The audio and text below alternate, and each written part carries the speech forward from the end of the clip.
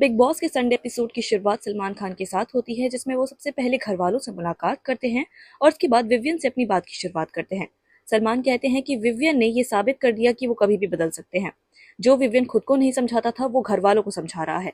इसी के साथ सलमान खान कलर्स के क्रैश कोर्स के बारे में भी बात करते हैं, जिसमें वो अविनाश को कहते हैं कि क्या आप बताना चाहेंगे कि कौन से घर वाले को कौन सा क्रैश कोर्स चाहिए, जिसमें अविनाश भी अपने तरीके से सभी घर वालों के बारे में टिप्पणी करते हैं और एक एक करके सबके बारे में कुछ ना कुछ बताते हैं। सबसे पहले वो करणवीर के बारे में कहते हैं कि उन्हें सोचने और खेलने में अपना फर्क देखना चाहिए कि वो क्या बोल रहे हैं और क्या कर रहे हैं। इसके बाद सलमान खान बाकी घर वालों से भी इसी तरीके से बात करते हैं। इसके बाद सलमान खान को चाहत से भी कम्युनिकेट करते हुए देखा जाता है, जिसमें वो पूछते हैं कि आपको कैसा लड़का चाहिए, क्योंकि हमने घर में सुना था कि आप लड़का ढूंढ रही हैं। जिसमें वो घर वालों में से एक एक क्वालिटी निकालती हैं। करणवीर का नाम सबसे पहले लेती हैं, जिसमें वो उनकी फिटनेस की बात करती है।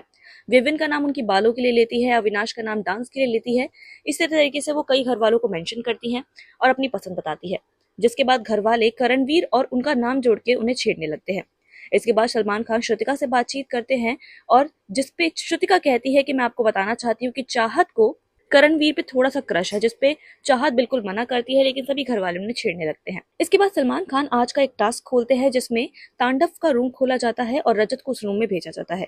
रजत से वो बात करते हैं और कहते हैं कि यहाँ पे 2 कुर्सियां हैं जो फ्यूचर को डिसाइड करेंगी और इस समय आप फ्यूचर में मौजूद है।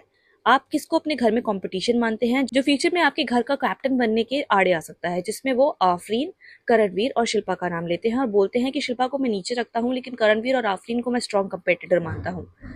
लेकिन सलमान खान कहते हैं कि भविष्य में हम देख सकते हैं कि विवियन आपके सामने खड़े हैं, तो विवियन को भी उस रूम में बुलाया जाता है, जिसके बाद 6 पड़ाव दिए जाते हैं इन दोनों को और 6 पड़ाव को पार करते हुए ये तय किया जाता है कि कौन सा कंटेस्टेंट है जो घर में अगली बार का टाइम गॉड बनने के लायक है। सबसे पहले लीडरशिप की बात की जाती है, जिसमें रजत को घर वाले 9 वोट देते हैं और विवियन को 6, जिसमें रजत जीत जाते हैं और विवियन की एक ईंट टूट जाती है।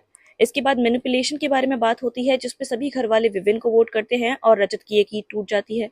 इसी के बाद इन्फ्लुएंस के बारे में बात की जाती है, जिसमें विविन का नाम दोबारा वोटिंग में सबसे आगे रहता है। इसके बाद गट्स की बात की जाती है कि कौन से कंटेस्टेंट में ज्यादा गट्स है, तो उसमें रजत का नाम आता है और रजत ये पॉइंट जीत जाते हैं। इंटेलिजेंस की बात आखिर में आती है, जिसमें सभी लोग रजत का नाम लेते हैं और दोनों ही टाई पर छूटते हैं। 3 ईंटें जो है विवियन की टूटती हैं और 3 ईंटें रजत की टूटती हैं। जिसके बाद सलमान खान करणवीर से बात करते हैं और पूछते हैं कि अगर आप टाई ब्रेकर होते तो किसको वोट देते, तो वो रजत का नाम लेते हैं और बोलते हैं कि रजत मुझे विवियन से ज्यादा सही कंटेस्टेंट लगता है अगली बार लीडर बनने के लिए। इसके बाद सलमान खान टाइम गॉड जो इस पर में आफरीन है उनसे ये सवाल पूछते हैं, तो आफरीन भी रजत का नाम लेते हैं और रजत को ज्यादा काबिल बताते हैं। शो आगे बढ़ता है, जिसमें सलमान खान अविनाश को कहते हैं कि आपको अपने गुस्से और एंगर पे थोड़ा काबू करने की जरूरत है।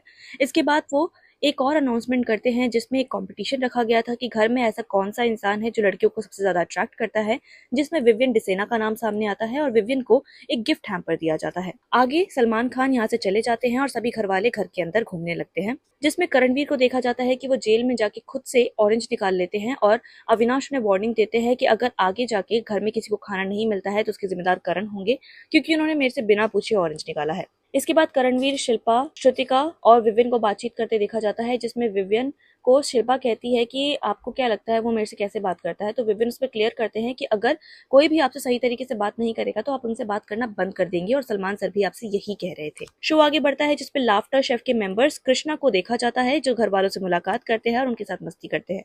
इसके बाद उनके साथी सुधीर भी इस मस्ती में जुड़ जाते हैं और सभी घर वालों से मस्ती मजाक करने लगते हैं, जिसमें बहुत सारी कॉमेडी होती है।